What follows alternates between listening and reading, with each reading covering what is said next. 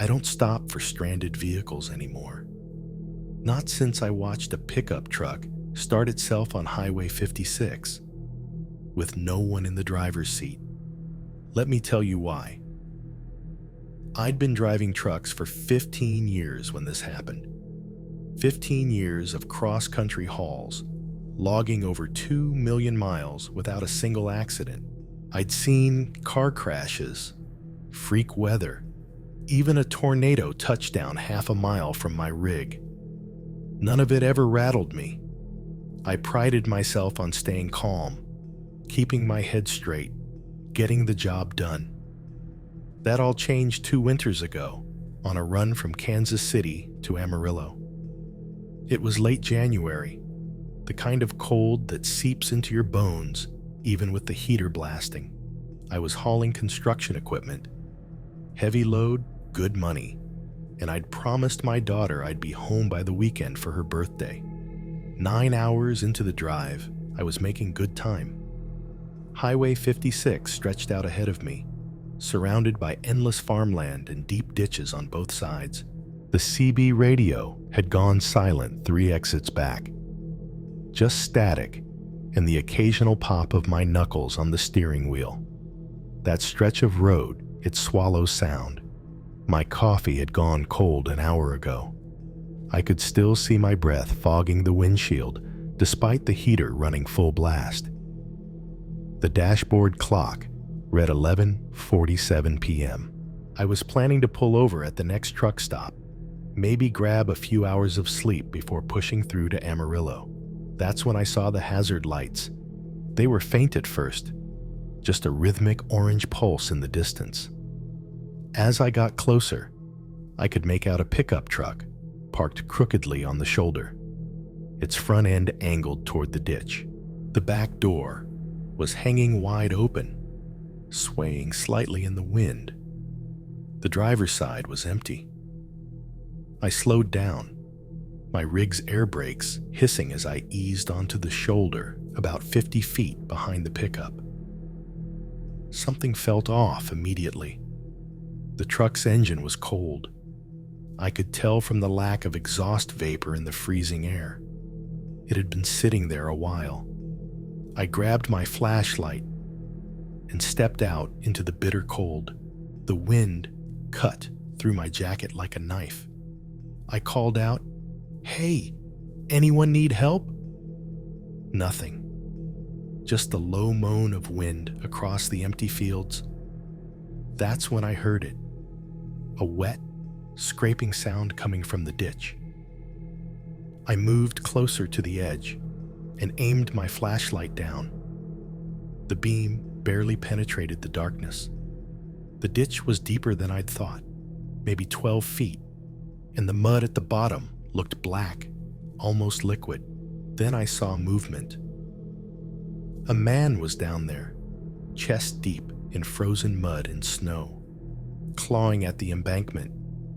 His movements were slow, deliberate, like he was pulling himself through thick tar. My flashlight caught his hands. His fingernails were black, torn down to the quick, leaving dark streaks in the snow. "Jesus, hang on," I shouted. "I'm coming down." That's when he looked up at me. His face was pale. Not just cold pale, but corpse pale, like all the blood had drained out of him. His mouth hung open, but no sound came out. And his eyes, God, his eyes weren't looking at me. They were looking through me, fixed on something behind my truck. Every instinct I'd developed over 15 years on the road screamed at me to get back in the cab. You develop a sixth sense for trouble in this job. When to help, when to call it in, when to just keep moving. This was trouble, but I couldn't just leave him there. I started making my way down the embankment, my boots slipping on the frozen grass. "I'm calling 911, okay? Just hold on." Then I heard it, a door slam. I whipped my head back toward the pickup truck. The driver's side door, the one that had been open, was now closed. Firmly closed. My blood went cold. The man in the ditch suddenly began shaking violently, his whole body convulsing. Then, just as quickly, he went completely still. Not unconscious still. Dead still. I stopped where I was, halfway down the slope. My breath was fogging in the cold air. And everything went dead quiet except for the rumble of my idling truck. The wind had stopped. The static from my CB had stopped. Even the sound of my own heartbeat seemed muffled. Something was very, very wrong. I took a step backward and shouted, "I'm calling 911 right now." My voice cracked. I was already scrambling back up the slope. That's when I heard the engine start. The pickup truck that had been sitting cold and dead moments ago was now running. Its headlights snapped on, flooding the road in harsh white light. I froze, my legs going numb. There was no one in the driver's seat. I could see through the windshield. The cab was empty, but the engine was running. The headlights were on, and I could hear the transmission shift into gear. I ran. I've never moved faster in my life. My boots slipped on the icy shoulder, and I nearly went down, but I caught myself and lunged for my cab. I threw myself inside, slammed the door, and hit the locks. My hands were shaking so badly, I could barely get the truck into gear. As I pulled away, I checked my mirrors. The pickup's headlights were still on, illuminating the empty road behind me.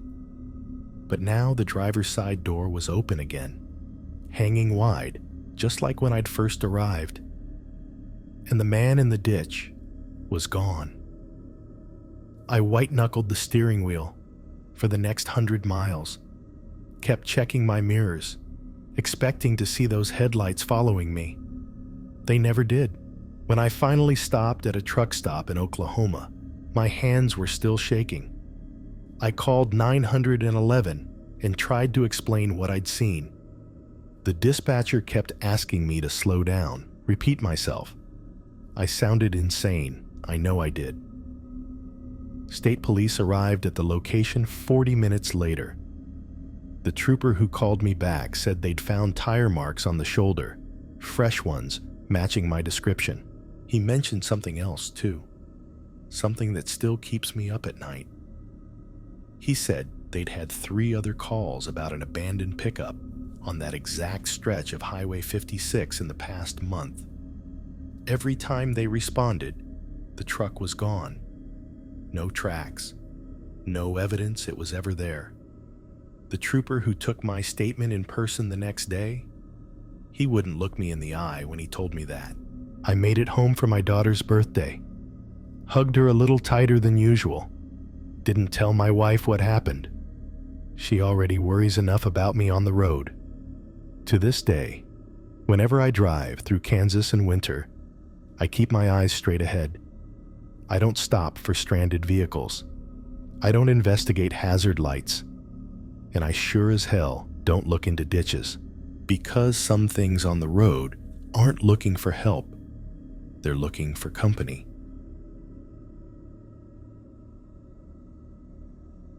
Some places feel wrong the moment you see them. You can't explain it. Something in your gut just tells you to keep driving. I should have listened to that feeling when I pulled into the truck stop on Route 64.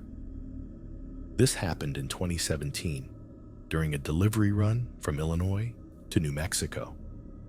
I was hauling auto parts, a straightforward 2-day trip I'd done a dozen times before. But that week, heavy rain had been hammering the Midwest. The kind of rain that turns highways into rivers and cuts visibility down to nothing. By the time I hit the Oklahoma border, I was 3 hours behind schedule and exhausted. The sun was setting when I spotted the truck stop. It sat alone off Route 64, surrounded by empty fields and a crumbling parking lot. The sign out front read, "Pete Stop and Rest" in faded letters, Half the bulbs burned out. The place looked like it had been frozen in time somewhere around 1985. Peeling paint, rusted gas pumps, and a small roadside motel attached to one side of the main building. Only 2 other trucks were parked there when I pulled in. Both looked abandoned, covered in road grime and dust. I should have kept driving, but I was bone tired. My back was killing me, and the next truck stop was another 90 miles down the road. I told myself I'd just grab some food, fuel up, and maybe catch a few hours of real sleep in an actual bed instead of my cab. The diner was nearly empty. Just one old man sitting at the counter, nursing a cup of coffee and staring at nothing. The waitress barely looked at me when she took my order. Meatloaf, mashed potatoes, coffee. The food was decent enough, but the whole place had this heavy, oppressive silence. No music, no conversation, just the hum of the fluorescent lights and the occasional clink of silverware. After I ate, I walked over to the motel office. The guy behind the desk was thin, maybe in his 50s, with hollow eyes and a face that looked like it hadn't smiled in years. He didn't greet me, didn't ask how I was doing, just slid a registration form across the counter and stared while I filled it out. $25, he said flatly. I handed him the cash and watched as he turned to the key rack behind him. That's when I noticed something odd. Every single key was still hanging there. Rooms 1 through 10, except for one. He pulled down a brass key with a faded plastic tag. Room 7. Quiet night? I asked, trying to make conversation. He didn't answer, just slid the key across the counter and kept staring. I grabbed the key and headed outside. Room 7 was at the far end of the building, tucked into the corner near a flickering streetlight. The door was painted dark green, chipped and weathered. When I unlocked it and stepped inside, I was surprised. The place looked cleaner than I expected. Old, sure, but not filthy. A double bed with a faded floral comforter, a small TV bolted to the dresser, and a bathroom with yellowed tiles. But it was cold. Not just chilly, cold. The kind of cold that felt like it came from inside the walls, like the room itself was holding its breath. I cranked the old wall heater and heard it clunk to life. The metal coils glowed orange, but the cold didn't budge. I figured it just needed time to warm up. I kicked off my boots, lay down on the bed, and scrolled through my phone for a while. No signal, of course, just me, the hum of the heater, and the faint sound of rain starting up again outside. Around 1 a.m., I started drifting off. That's when I heard it. A knock, not on the door, from inside the wall. My eyes snapped open.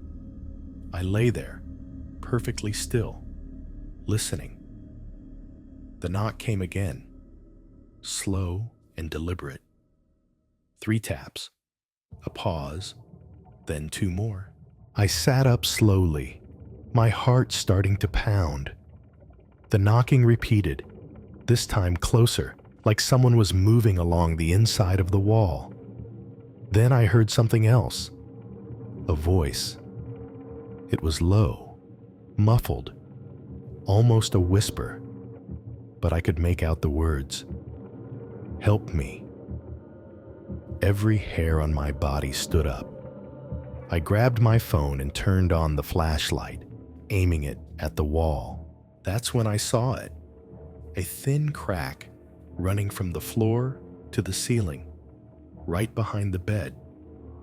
It looked like the wall had been patched years ago, but the seam was still visible, like someone had sealed something up in a hurry. The voice came again, clearer this time. "Please, help me." I bolted out of bed, grabbed my jacket, and got the hell out of that room. My hands were shaking so badly, I could barely get the key into the lock. I didn't care about my stuff. I didn't care about the $25. I just needed to get out. I ran back to the motel office, but when I got there, the lights were off. The door was locked from the inside.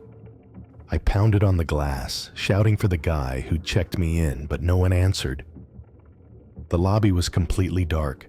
I ended up sleeping in my truck that night. Doors locked, engine running. I didn't close my eyes once. When the sun finally came up, I saw a police car parked outside the motel office.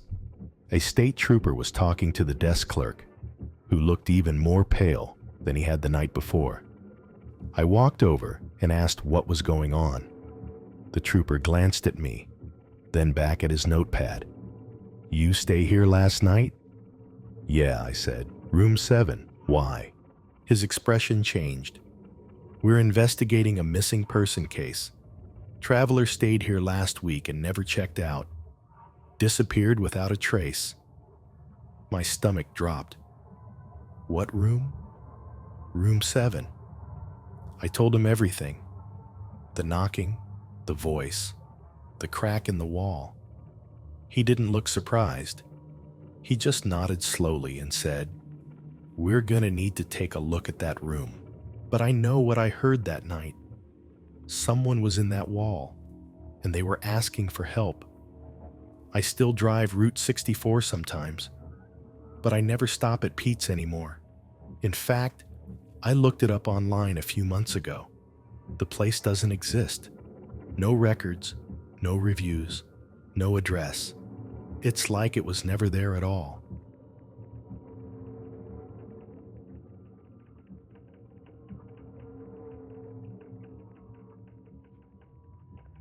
There are voices you hear on the CB radio that you never forget. Warnings from other drivers about speed traps, weather updates, the occasional joke to break up the monotony of a long haul. But 6 months ago, I heard a voice that wasn't meant for this world, and I think it saved my life. I was hauling lumber through the Rockies on a run from Denver to Salt Lake City. The night was crystal clear. No clouds, just a massive sky full of stars and a bright half moon lighting up the peaks. My CB radio was on, tuned to channel 19 like always. Mostly, it was just static, with the occasional burst of trucker chatter from somewhere far off. I kept it on for company more than anything. The sound of another human voice, even a stranger's, makes those lonely mountain roads feel a little less empty. I was about 40 miles outside of Vail, climbing a long grade when I first heard her. At first, it was so faint I thought it was interference, just a whisper buried in the static. But then I heard it clearly, a woman's voice. "You're going the wrong way." I glanced at the radio, confused. The channel light wasn't blinking. No one was transmitting. I figured it was some kind of bleed over from another frequency, maybe a trucker's wife on a different channel. It happens sometimes in the mountains. Signals bounce weird off the rock faces. I turned up the volume slightly and kept driving. About a minute later, she spoke again. Louder this time, clearer. "You're going the wrong way." My hands tightened on the wheel. There was something about her tone. Not angry, not panicked, just urgent. Like she was trying to warn me about something I couldn't see yet. I grabbed the mic and keyed up. "This is northbound on 70. Who's calling?" "Over." Nothing. Just static. I tried again. "If someone's trying to reach me, Identify yourself. Over. Still nothing. I turned the volume down and shook it off. Mountain roads mess with your head sometimes. The isolation, the darkness, the endless curves. Your mind starts playing tricks. I focused back on the road and tried to ignore the uneasy feeling creeping up my spine. About 10 minutes later, I saw headlights in my mirror. They were far off at first, maybe half a mile back, just two small points of light cutting through the darkness. But they were closing fast, way too fast for a mountain road with switchbacks and steep drop-offs. I eased off the gas and moved toward the shoulder, preparing to let them pass. Whoever it was, they were in a hurry, and I wasn't about to get in their way. The lights got bigger, brighter, closer, but I still couldn't make out the vehicle. No shape, no grille, no outline. Just two blinding white lights bearing down on me like a freight train. I slowed to a crawl, hugging the shoulder. The lights were right on top of me now, so close I could see them reflecting off my side mirrors. And then they disappeared. No taillights, no engine roar, no vehicle passing me, just gone. I hit the brakes and sat there, engine idling, staring into the empty road behind me. My heart was pounding.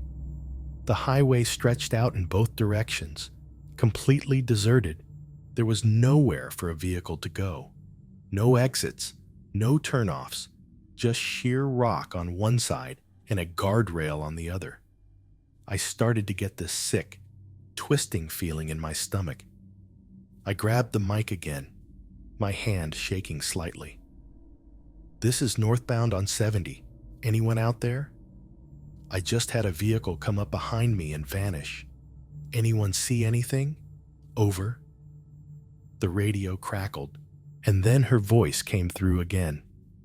But this time, it was a whisper. "He's behind you." I froze. My eyes shot to the rearview mirror, scanning the road, the shadows, the empty darkness. Nothing. Then I glanced at the side mirror, and I saw it.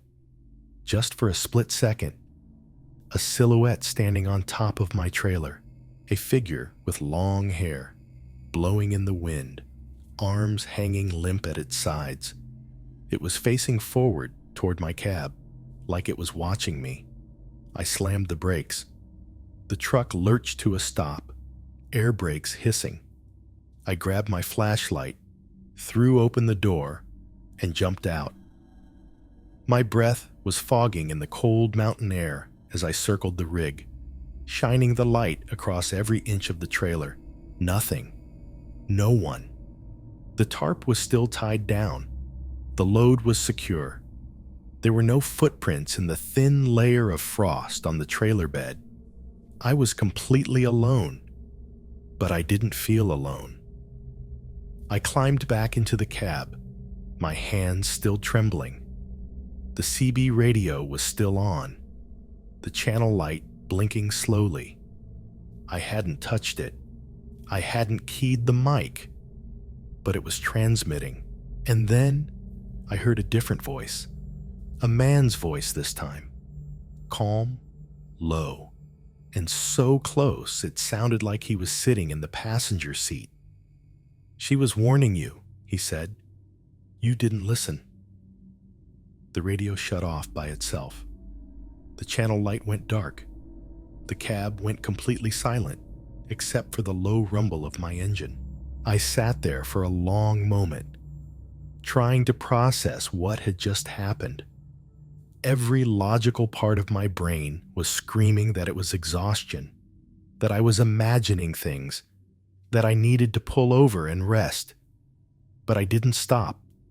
I kept driving. I pushed through the rest of that route in a daze, white-knuckling the wheel, checking my mirrors every few seconds. I didn't hear another word on the CB. No static, no voices, nothing.